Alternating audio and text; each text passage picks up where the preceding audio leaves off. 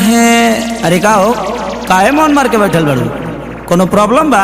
ए जी एगो बात कही। कहा। बड़ा मन करता देवघर जाए के जी। तब देखी न बाबा कई दिन से सपना में आवतनी आ अपना नगरी में बुलावतनी। सपना तो हम देखते, लेकिन क्या करी, पैसे नहीं खेरे।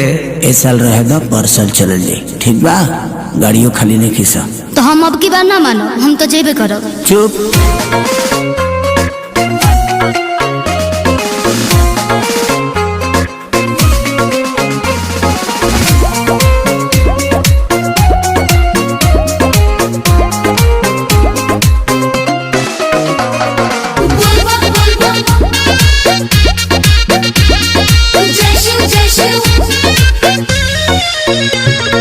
गाड़ी रिजर्व नहीं मिला जान, असो भर छोड़ा जानी कर परेशान। ए हो, हर साल